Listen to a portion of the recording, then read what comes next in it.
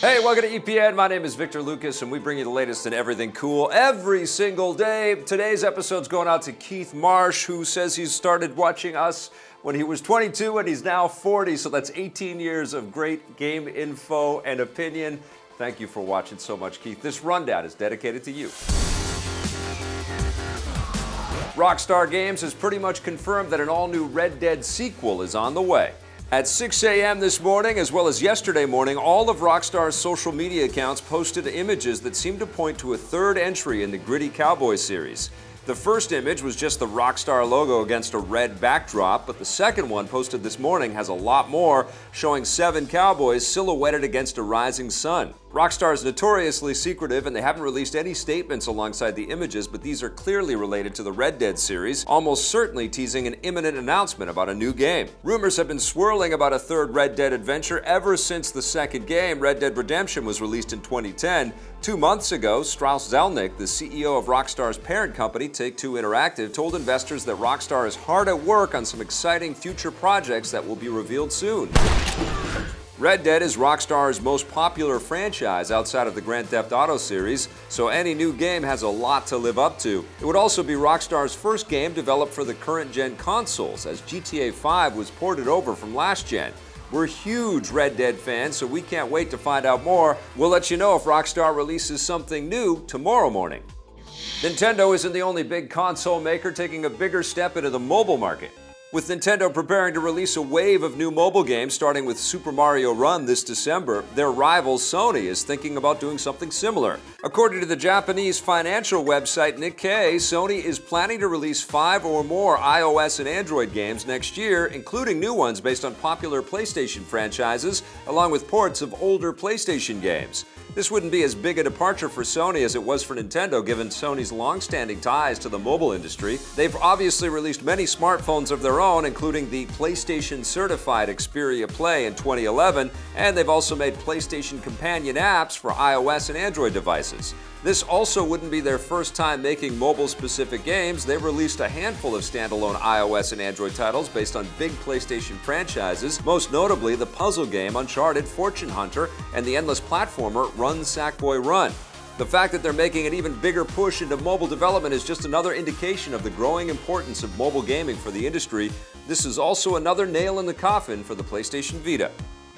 With Overwatch, Hearthstone, and other recent games, Blizzard hasn't forgotten about World of Warcraft. The next big patch for the long-running MMO will arrive Tuesday, October 25th. Preparations must be made. Known as Patch 7.1 Return to Karazhan, this is the first patch for the game since the new expansion Legion was released this summer. As the title suggests, Return to Karazhan will allow players to return to Karazhan, a location from previous expansions, and this time around they'll be able to take it on as a 5-player dungeon with 9 different bosses. A new raid and world quests are also included in the patch, and it will be free for everyone who's already bought the Legion expansion. World of Warcraft has seen a dwindling number of subscribers ever since it hit its peak of 11 million back in 2008, but it still has millions of people playing it every month, with the numbers spiking around the release of new content. Blizzard recently took game director Tom Chilton off World of Warcraft in order to work on an unannounced new project at the company. Whether or not this mysterious new game is part of the Warcraft franchise is something we'll just have to wait and see. There are also rumors swirling that Blizzard is planning to announce Diablo 4 at their annual BlizzCon event next month, so we'll keep you up to date on the latest. Attention Call of Duty fans, you have an extra day to try out the latest game in the series. Activision has extended the multiplayer beta for Call of Duty Infinite Warfare by a day. It was set to be over already, but you'll now be able to keep playing until tomorrow at 10 a.m. Developer Infinity Ward says that they want more time to stress test their servers given the high number of people eager to play, especially after they added a 4th map on Sunday. If you don't have time, a second beta test for the game will take place this weekend, running from Friday to Sunday. Unfortunately, these aren't open betas, so you'll need to pre-order a copy of the game in order to get in. The final version of Infinite Warfare will bring players to the distant future on November 4th. We have a closer look at the game's online offerings with lead multiplayer designer Joe Seacott, and you can watch that by clicking the link on your screen or in the description below. The zombies of The Walking Dead won't be dropping dead anytime soon. With less than a week to go before the premiere of the show's 7th season, AMC has officially renewed it for an 8th season set to premiere in fall 2017. Sure.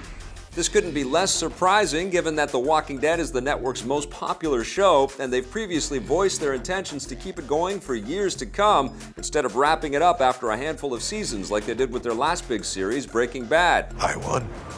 It seems more appropriate for The Walking Dead to go on, given that the comic it's based on has been going strong since 2003 with no end in sight either. Yeah. Season 8 will bring the show past the coveted 100-episode mark, an important milestone for a TV series, and that isn't even counting the spin-off Fear the Walking Dead, which was recently renewed for a third season. Before you start worrying about all that, The Walking Dead Season 7 will premiere this Sunday.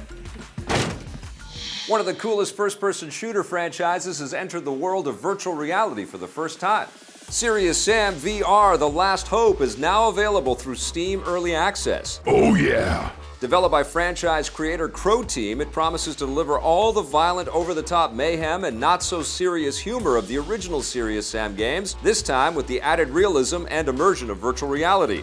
Right now, it's only playable on the HTC Vive, but support for the Oculus Rift will be added when that headset's motion-sensing touch controls are released in December.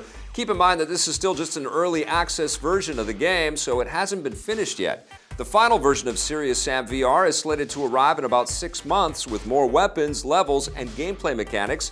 Even though Serious Sam VR has the subtitle, The Last Hope, the developers say that this won't be their last foray into the world of virtual reality, so expect more VR games from them in the future. Oh yeah. And that does it for us today. Thanks for watching, everybody. The Rundown will be back tomorrow. Sure. Hey, thanks for checking out that video on our EPN channel. It's just one small part of the things that we make around here. So if you liked it, don't forget to check out some of our other vids and hit that subscribe button.